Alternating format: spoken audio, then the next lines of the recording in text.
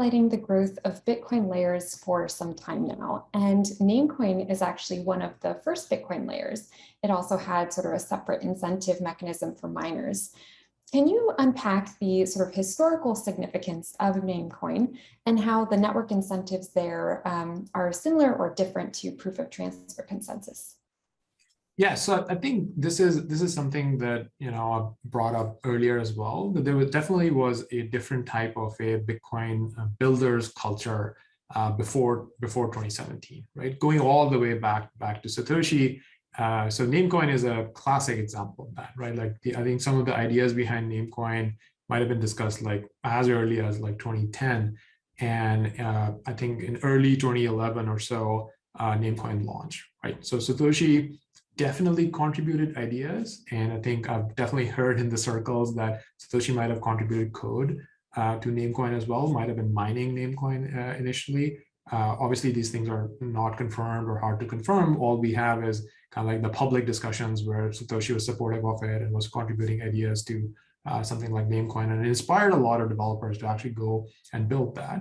And Satoshi was definitely supportive of Bitcoin layers, and in fact saw them as a way to build all sorts of new features around Bitcoin, right? So there's a famous quote that actually got inscribed in the first block of the stacks layer, right? So it's basically coming back full circle that some of the work that we are doing is actually very much in line with the type of broader Bitcoin ecosystem architecture that Satoshi had in mind.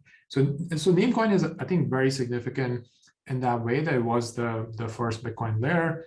It used merge mining, which is something that RSK uses today as well, different from kind of like the PUX style algorithm that Stacks uses, that the Stacks layer uses.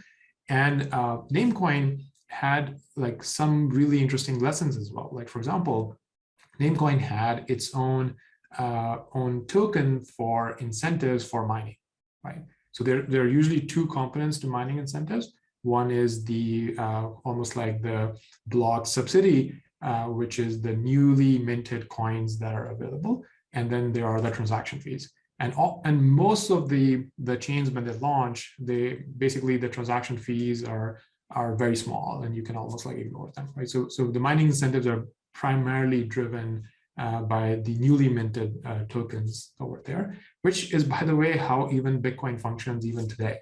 Like even more than 10 years after launch, the transaction fees are a very, very small portion of the mining incentives that are out there. So Namecoin, like it actually, got some traction in the early days, wasn't really sustainable over the long term for various reasons. We don't need to get into that.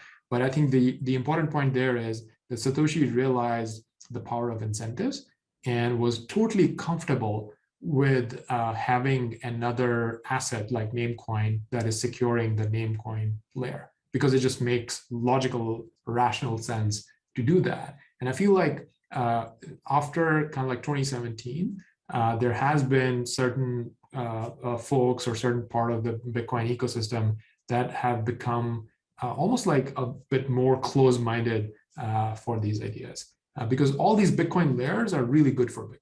Right? Like if there's more experimentation happening that is not requiring any changes to the Bitcoin base layer, and people are trying out their ideas, more developers are coming to the Bitcoin ecosystem, and more applications are getting built, that is generally a very, very healthy sign. In fact, that's probably the biggest criticism of Bitcoin that you would hear from outside circles. Like if you would go and talk to developers who decided to go and build in the Ethereum ecosystem or some other ecosystem, and you ask them, hey, why aren't you building a Bitcoin? They'll basically say that, hey, there isn't a lot of support for developers, or building new things or innovating new things is kind of like looked down upon, or they would rightly point out that even the state of Bitcoin tooling isn't that great, and that's the direct function of like how many developers are in the broader ecosystem. Because the more developers there are, they're going to build open source software, build better dev tooling, like the work like Hero Systems is doing.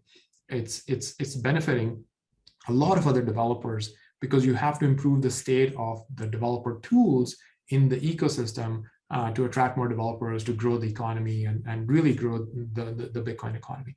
So I would say that this idea of Bitcoin layers are good for Bitcoin. Bitcoin layers are actually really important if we want to grow the Bitcoin economy, is something that a lot of people can get behind.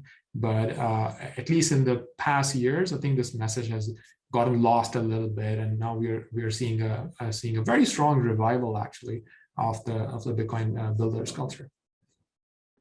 Well, great. Thank you so much. And thanks everyone for tuning into Stacker Chats. Please make sure to like this video and subscribe for more content like this, and let us know if you have any questions for future chats, either in the comments below or on Twitter. And we'll see everyone soon. Thanks, Muneeb, for being here. Thank you.